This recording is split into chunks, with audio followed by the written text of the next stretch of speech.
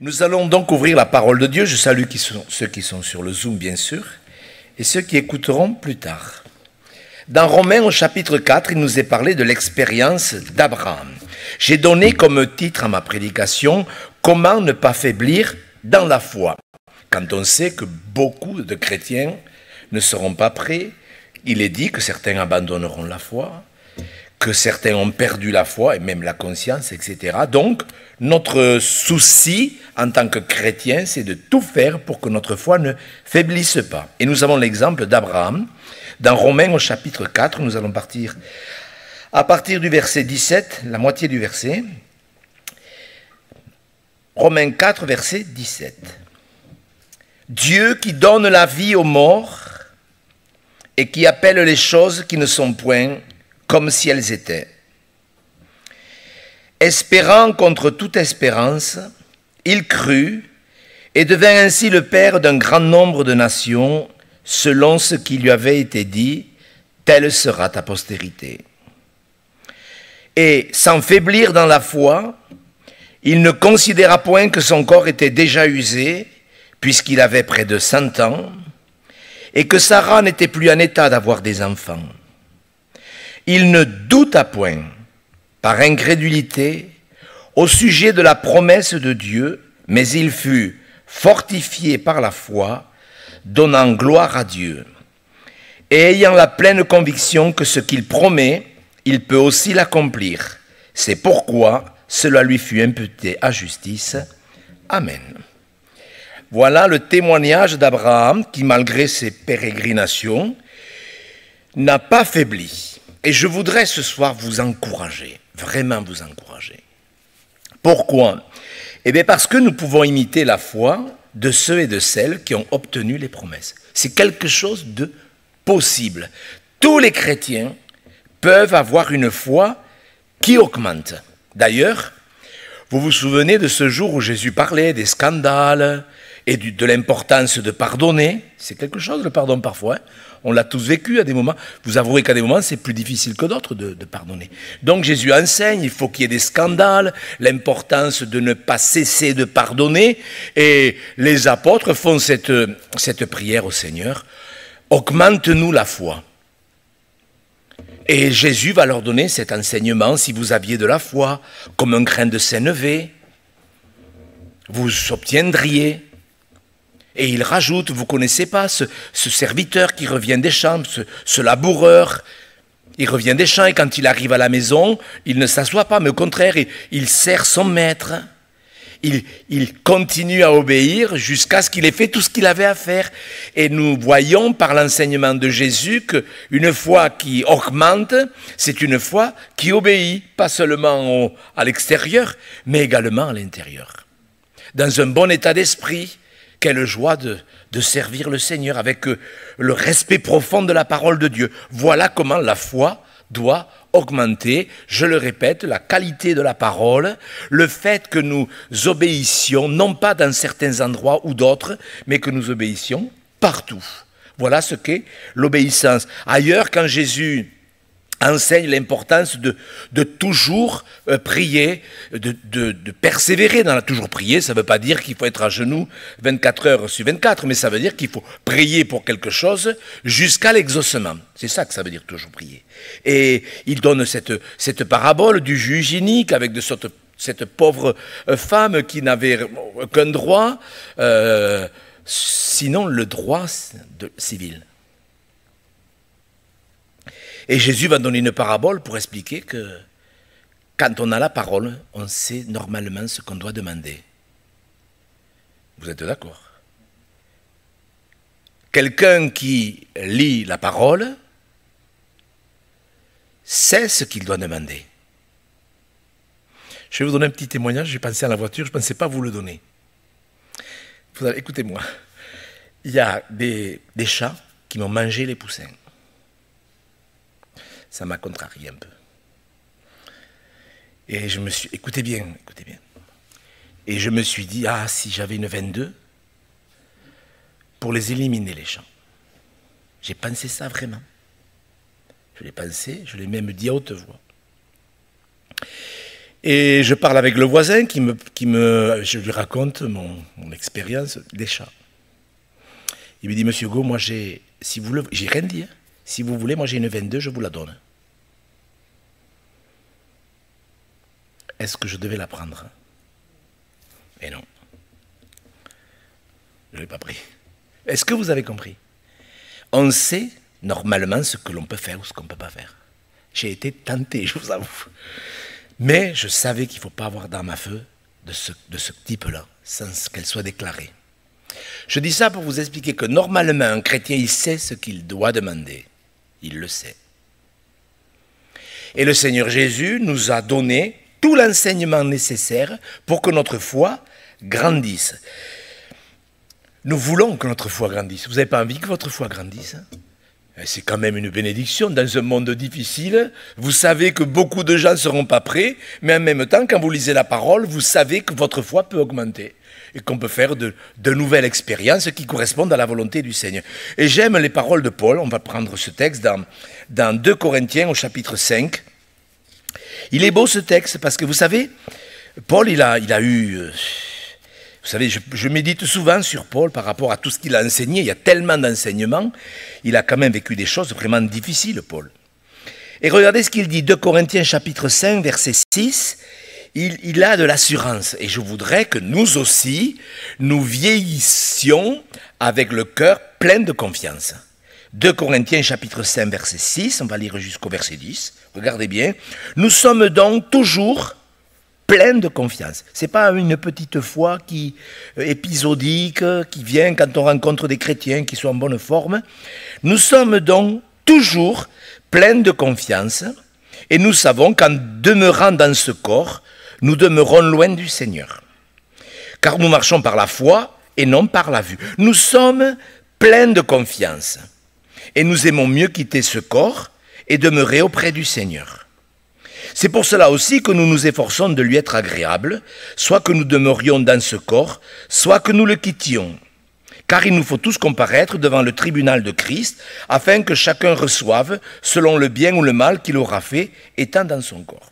Amen. Donc il y a tout un enseignement, avant et après, qui se résume à cette phrase, nous sommes pleins de confiance.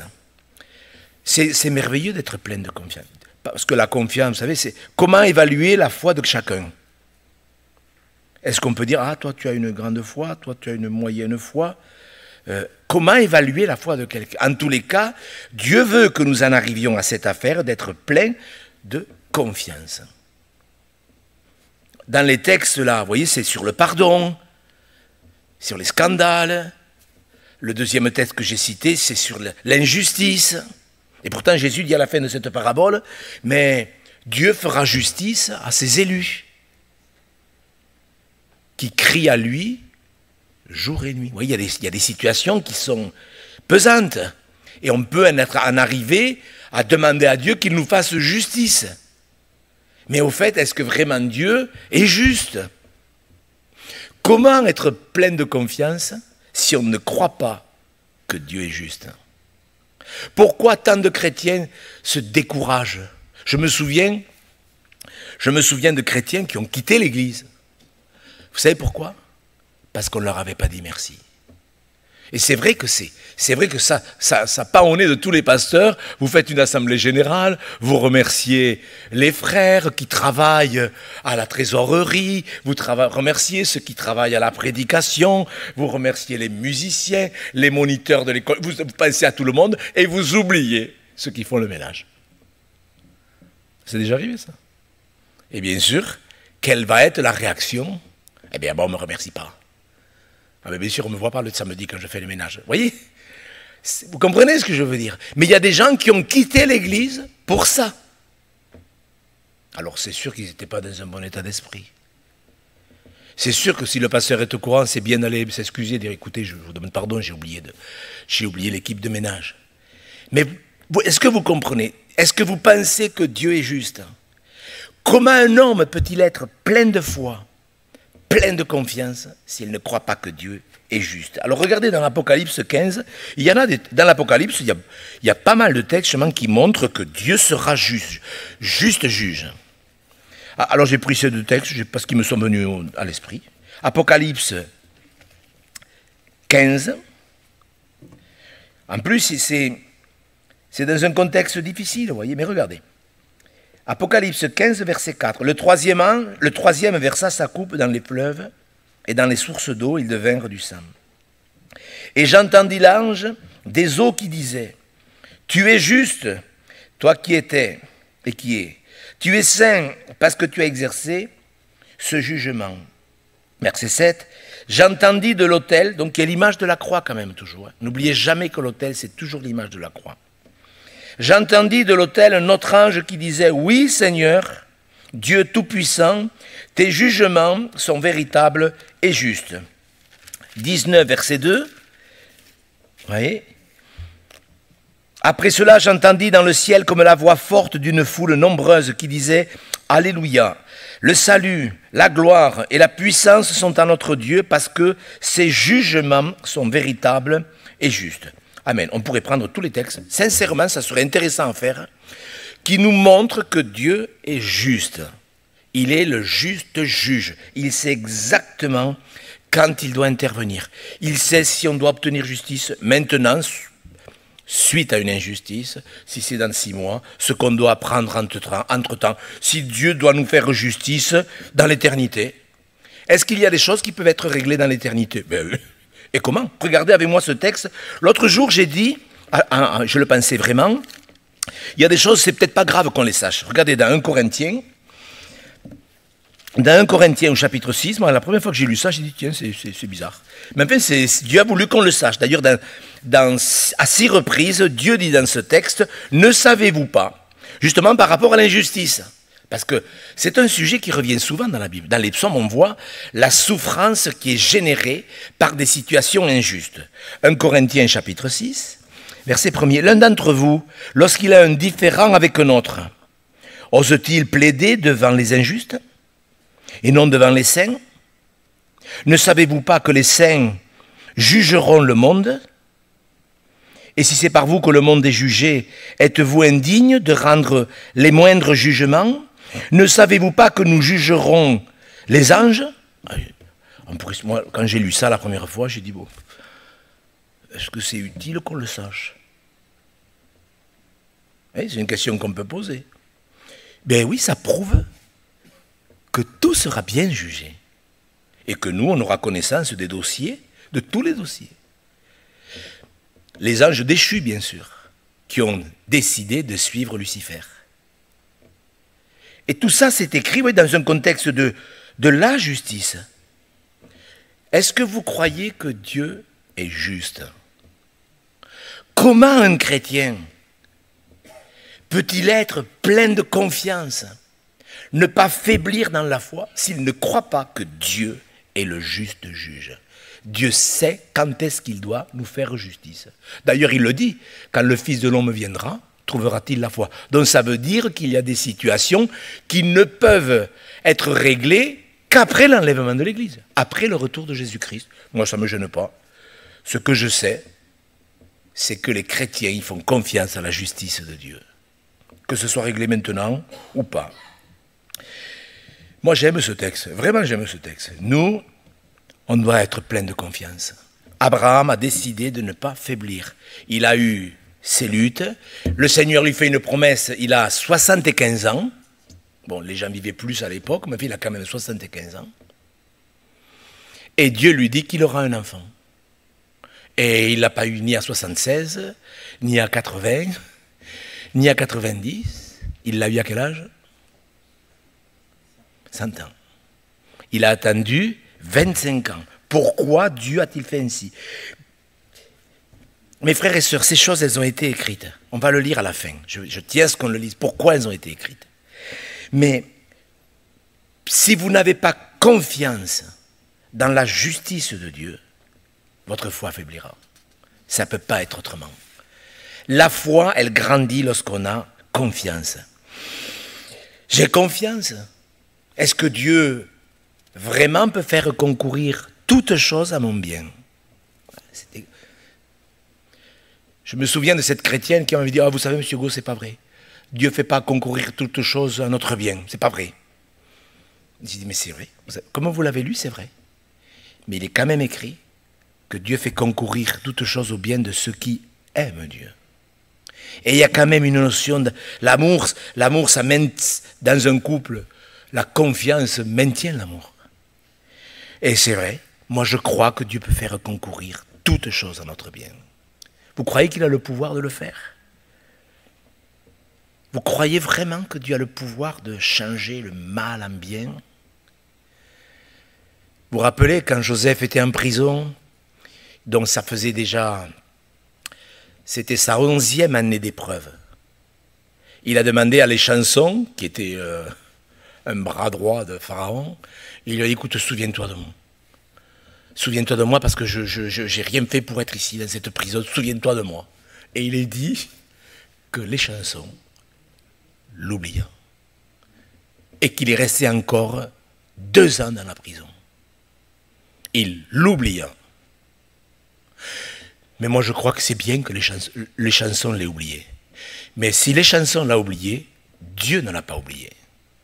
Dieu savait ce qu'il faisait parce que c'était la meilleure façon pour que Joseph puisse devenir le premier ministre d'Égypte. Un juif premier ministre en Égypte. C'est quand même pas mal. Mais Dieu n'oublie pas. Mes frères et sœurs, il faut que nous comprenions bien une chose. Dieu n'a pas oublié Joseph. Dieu fait les choses en son temps. Dieu n'a pas dit un jour, ah, j'ai oublié Joseph. Ah, quel âge il a? Ah, il est mort. Ça fait rire. C'est pathétique ce que je vous dis. Mais nous, on peut oublier quelqu'un. Vous comprenez? Nous, on a oublié des choses. Vous imaginez Dieu en train d'oublier Joseph et dire, ah, quand il est mort, j'ai oublié de... Frères et sœurs, c'est ridicule.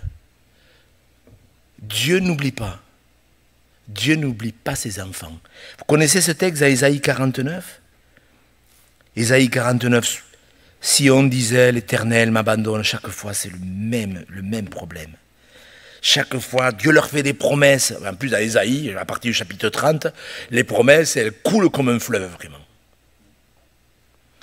Et voyez, regardez. En plus, il leur dit, l'Éternel console son peuple. Et regardez la réponse. Ésaïe 49, 14. Si on disait, l'Éternel m'abandonne, le Seigneur m'oublie. Une femme oublie-t-elle l'enfant qu'elle allait? N'a-t-elle pas pitié du fruit de ses entrailles? Quand elle l'oublierait, car hélas, ça arrive. Moi, je ne t'oublierai point. Voici, je t'ai gravé sur mes mains. Joseph, il le savait ça. Il n'avait pas les Écritures, Joseph. Il n'avait rien. Il avait confiance en Dieu. Et d'ailleurs, il a dit à les chansons et aux panetiers qui étaient pas en bonne santé, n'est-ce pas à Dieu qu'appartiennent les explications? Vous croyez que Dieu a toutes les explications? Moi, je ne t'oublierai pas. Je répète, Dieu fait les choses en son temps.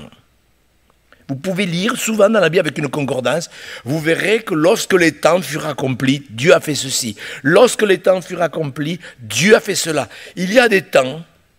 Nous, c'est vrai qu'on est là, on est pressé. C'est sûr que Joseph, il aurait pu rester moins longtemps en prison. Vous ne croyez pas qu'il a appris plein de choses pour être l'homme qu'il allait devenir? C'est sûr que quand on passe d'esclave vendu, jeté dans une fosse au poste de Premier ministre en Égypte, c'est sûr qu'il y a besoin d'une formation. Il l'a eu. Dieu n'abandonne pas les fidèles. Et je m'adresse à vous qui peut-être n'avez pas de vie d'église. Qu'est-ce que c'est la vie d'église? L'église, qu'est-ce que c'est l'église? Ce n'est pas un bâtiment. L'église, ce sont des pierres vivantes qui sont dispersées partout sur la terre et qui composent l'église du Seigneur Jésus-Christ. Des gens nés de nouveau. Nous, on peut abandonner Dieu. Nous, on peut se retirer comme cette personne qui s'était retirée parce qu'on ne lui avait pas dit merci. Qui remettait tout en question parce qu'on ne lui avait pas dit merci. Un jour, moi, j'ai croisé une dame dans la rue qui venait plus à l'église. Ah, ça m'avait fait plaisir de la voir en plus. J'ai dit, ah, pourquoi vous ne venez plus à l'église? Je ne suis pas venu à l'église parce qu'un jour à la sortie, vous ne m'avez pas dit bonjour. J'étais en train de parler avec quelqu'un. Vous savez, des fois, vous ne pouvez pas dire bonjour à tout le monde. Il y a des gens qui passent, vous les saluez. Des fois, il y a des gens qui vous expriment que quelqu'un de sa famille s'est suicidé. Vous n'avez pas vous écoutez. Et donc, ça arrive. Elle était pas. Après, elle a regretté. Elle est revenue, mais pendant des années, elle n'est pas venue à cause de ça. C'est dommage. Nous, on peut l'abandonner. Nous, on peut se retirer. Nous, on peut enlever la main de la sienne. Mais lui, il a dit que jamais nul ne nous ravirait de sa main. Que son nom soit béni. Une pleine confiance. Franchement, vous ne trouvez pas ça merveilleux? Avoir une pleine confiance. Ma vie est entre ses mains. Oui, il ne m'a pas encore exaucé cette promesse, je l'attends. Ça fait 1 an, ça fait 2 ans.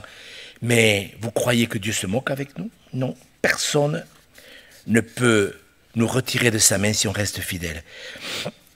J'ai pensé, en préparant cette prédication, à la façon dont on pouvait se comporter lorsqu'on se trompait. Abraham, est-ce que Abraham s'est trompé? Ben oui. Il s'est trompé avec la mère porteuse. Abraham s'est trompé. On peut se tromper.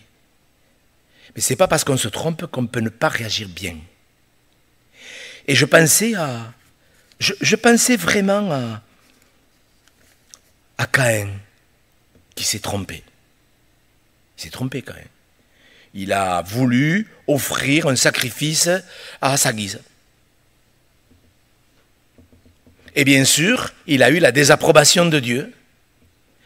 Et lorsqu'il a eu la désapprobation de Dieu, plutôt que de dire, tiens, mais qu'est-ce qui se passe?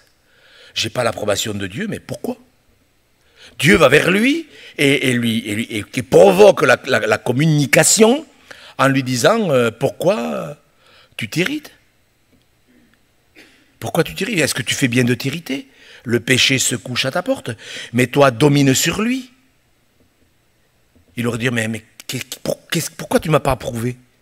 Eh bien parce que ton sacrifice n'est pas conforme. Il faut un sacrifice sanglant, on t'a déjà expliqué, il le savait.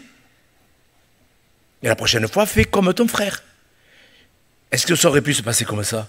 Ben oui, les gens intelligents, ils font comme ça. Ah ben je me suis trompé. Eh bien je te demande pardon, Abel, tu sais, la prochaine fois, ben écoute, je t'échangerai mes tomates et mes concombres contre un agneau. Et on fera le sacrifice ensemble. Est-ce que ça aurait pu se passer un peu comme ça? Mais bien sûr. Les gens intelligents, ça existe, les gens intelligents. Regardez, je parlais dimanche de Marthe et de Marie. Marthe, excédée par le comportement de sa sœur, elle a fait une remarque. Marie a laissé répondre. Et je suis sûr que le Seigneur Jésus a laissé 2 sœurs réconciliées. Je suis sûr. Et là, les 2 frères, ils auraient pu se réconcilier. Mais voyez, quand notre foi faiblit, quand on n'a pas confiance, il aurait dit, mais si Dieu me fait un reproche, c'est justifié. Vous acceptez la sévérité de Dieu? Vous acceptez qu'on vous dise, vous vous êtes trompé? Vous dites, mais non, je sais ce que j'ai à faire. Et vous avez vu comment ça s'est terminé? Pour Caïn, il a erré toute sa vie. Et il y a des chrétiens qui errent spirituellement toute leur vie, même en étant dans des églises. Ils errent toute leur vie parce qu'ils râlent, ils boudent, parce qu'il n'y a pas eu l'approbation de Dieu. S'il n'y a pas l'approbation de Dieu, eh bien, Seigneur, montre-moi comment je dois réagir pour ne pas faire les choses d'une manière charnelle, d'une manière humaine, enfin, je ne sais rien, d'une mauvaise manière. Et Caïn aurait pu faire une très belle expérience, et bien il est passé à côté. Pourquoi? Sa foi affaiblie parce qu'il n'a pas cru Dieu. Ou il n'a pas voulu le croire, parce que c'était quand même une grâce. Le péché se couche à ta porte, mais toi domine sur lui. On le sait, c'est écrit, ne te laisse pas vaincre par le mal, mais surmonte le mal par le bien. Moi je me souviens, pendant ces quelques mois où j'avais de l'amertume contre un pasteur, je prenais la Sainte Seine, j'étais pas bien. Et je sais qu'un jour Isabelle me dit, mais je te reconnais pas Gérard, tu te rends compte? Tu te mets à soupçonner le mal. Ça a été un déclic. J'ai demandé pardon à Isabelle, j'ai demandé pardon à Dieu, j'ai demandé pardon à la personne concernée. Et ça a été réglé. Ça a duré 6 mois à peu près. C'était long quand même. Hein. 6 mois avec de l'amertume, ça commence. Hein. Mais pour moi, c'était long. Mes frères et sœurs, quand on a la parole de Dieu, on devrait incontournablement arriver à un moment donné, malgré nos erreurs. Parce que ça n'a pas été écrit pour qu'on taxe Caïn de stupide. Ça a été écrit pour nous montrer que nous aussi, nous pouvons bien réagir et surmonter le mal par le bien. Je veux surmonter le mal par le bien. Je suis appelé à bénir. Vous connaissez ce texte, 1 Pierre, 1 Pierre, oui, chapitre 3. Moi, j'aime ce texte parce qu'il a changé ma vie. Il a changé mon ministère. Dans des situations, justement, où on m'avait critiqué. Ben, vraiment, bon, mais là, c'est un peu exagéré, un peu. Mais ça fait rien, j'ai accepté. 1 Pierre, chapitre 3, vous voyez, verset 9. C'est ça, une pleine confiance. Ne rendez pas le mal pour le mal. Ou l'injure pour l'injure. Bénissez au contraire. Car c'est à cela que vous avez été appelés. En plus, ça fait partie de notre appel. C'est-à-dire de notre vocation.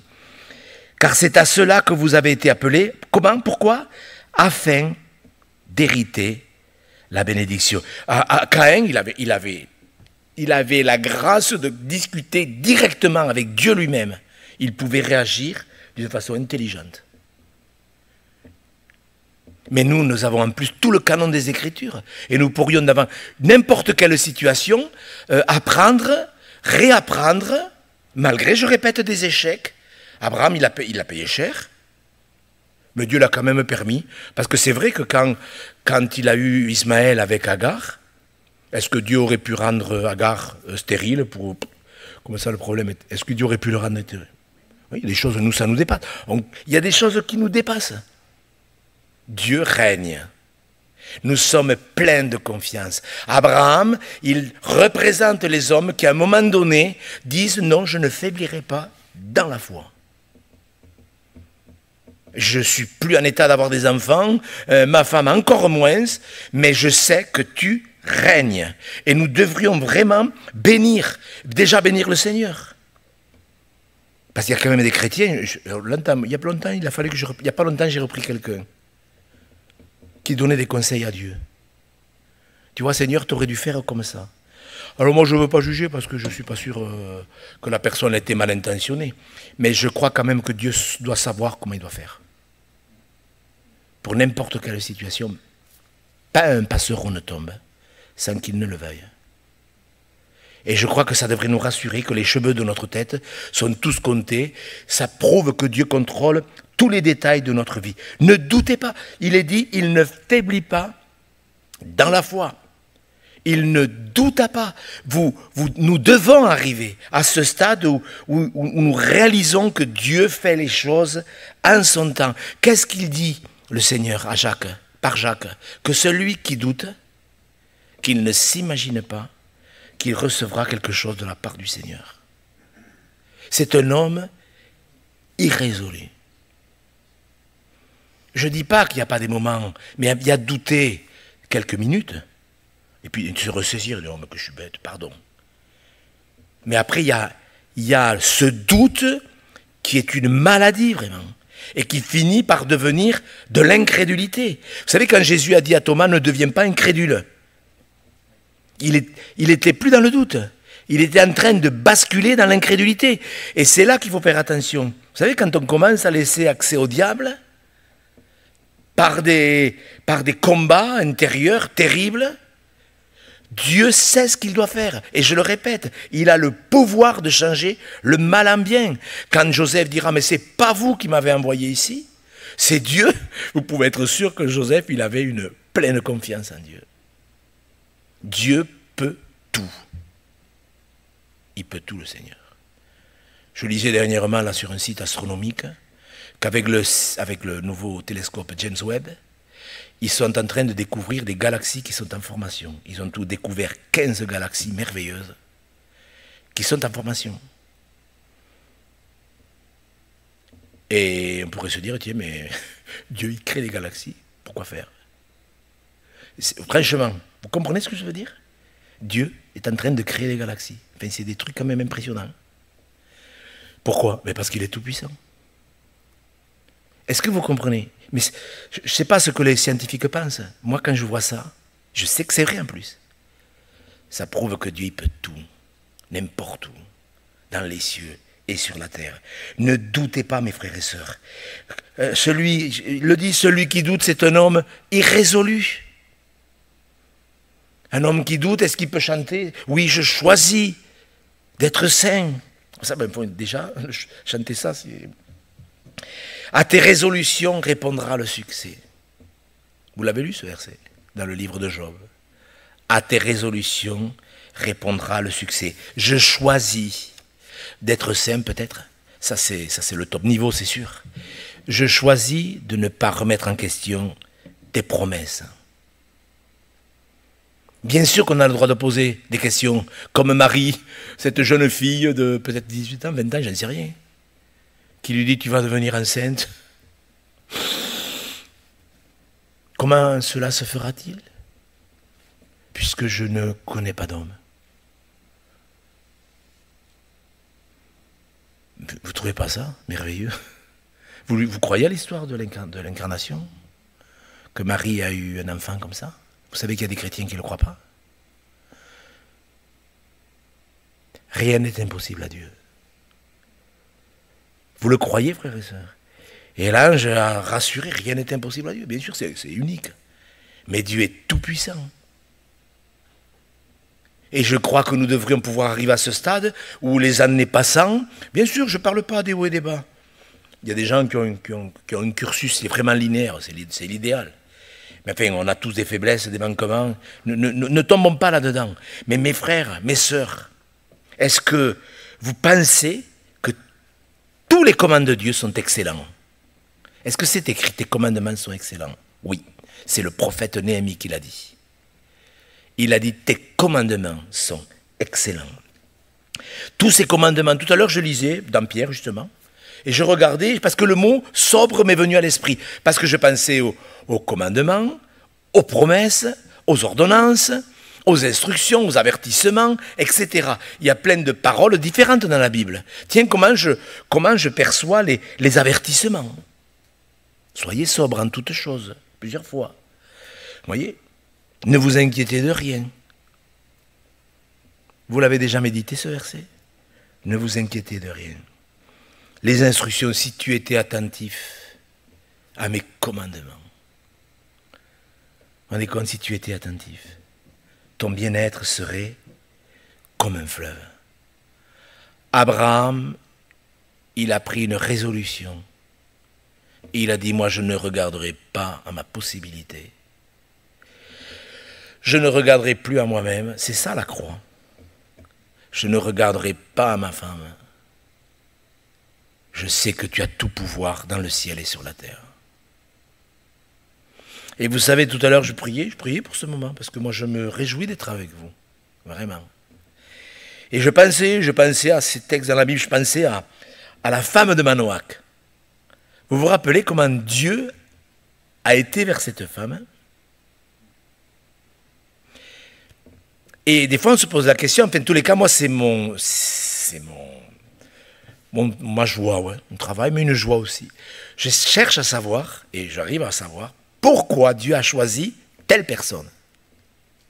Et quand vous regardez monsieur et madame Manoach, il y a 7 points, vous le lirez, on ne le fera pas ce soir, peut-être on le fera jeudi soir sur le Zoom, 7 points qui nous prouvent pourquoi Dieu a choisi la femme de Manoach.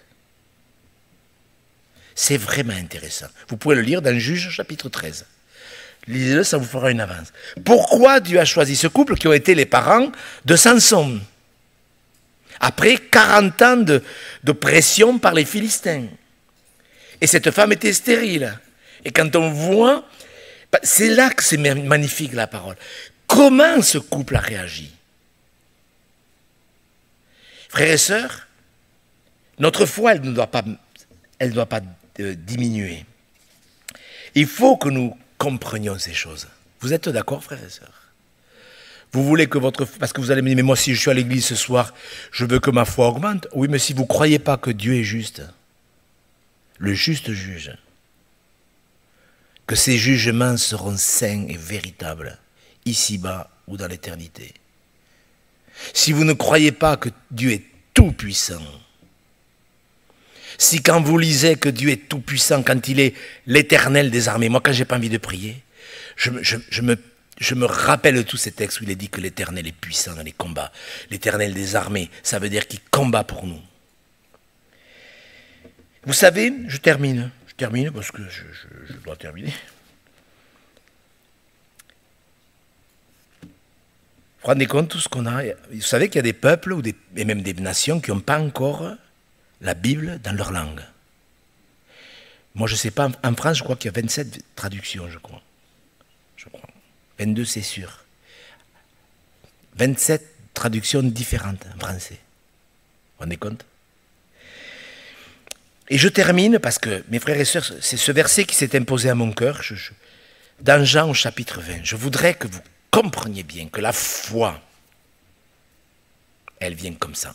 Bien sûr, la foi vient de ce qu'on entend. Ce qu'on entend vient de la parole de Dieu. Mais regardez, c'est encore plus beau dans Jean au chapitre 20 au verset 31.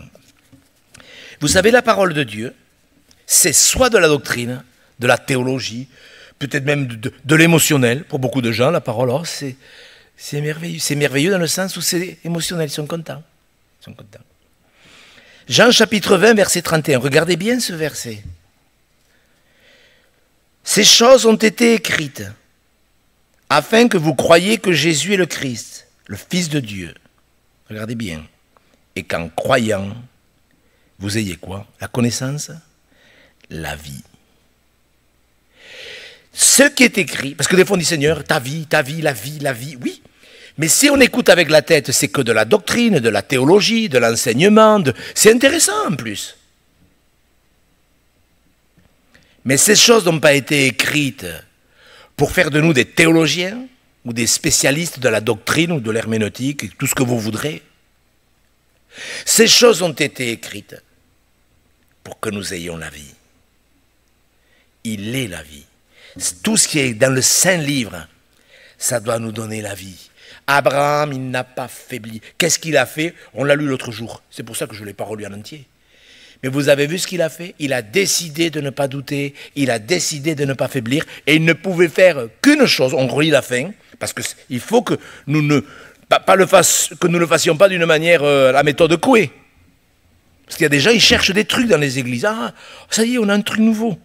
Mais il y en a qui réagissent comme ça, c'est pour vous dire comment ils ont compris. Mais regardez Abraham, on relit le verset 20. Donc c'est un choix.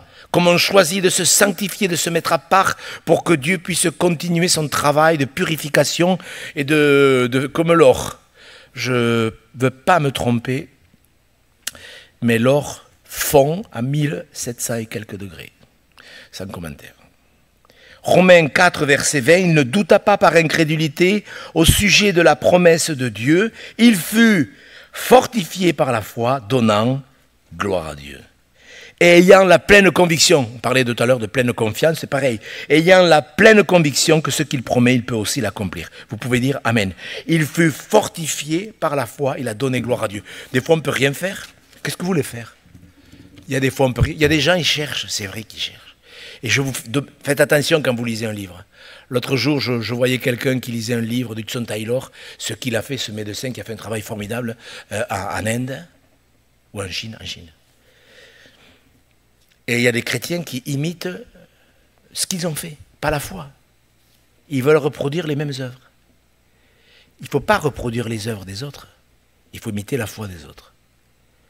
Frères et sœurs, il y a des fois où on n'a rien à faire. Sinon dire Seigneur, moi je te fais confiance. C'est un pléonasme dire faire confiance à Dieu. C'est un pléonasme. Quand vous connaissez Dieu, on ne devrait pas faire autrement que de lui faire confiance. Pour tout. Pour notre avenir, pour nos enfants, pour nos petits-enfants. Plutôt que de devenir des rebelles en signant des pétitions. Je crois que ce n'est pas à nous de nous occuper du gouvernement. Nous, on devrait s'occuper de cette foi vivante. J'ai une pleine confiance que Dieu sait ce qu'il doit faire. Oui, le lendemain aura soin de lui-même. Vous le croyez, frères et sœurs? Dieu règne sur tout. Que son nom soit béni. Il ne douta pas. Vous savez que c'est vrai que ça traîne depuis 25 ans ou plus. Combien je voudrais vous encourager. Oui, ces choses ont été écrites afin que nous ayons la vie. La vie, elle vient, je le crois, par la parole. Vous le croyez? Ouais. On lui demande, on le remercie ou est-ce que c'est bien qu'on le remercie? Ouais. Moi, je pense que c'est bien de le remercier pour sa parole. Notre Père, tu as dit, lorsque tu as inspiré tous ces hommes, que tu nous avais tout annoncé à l'avance.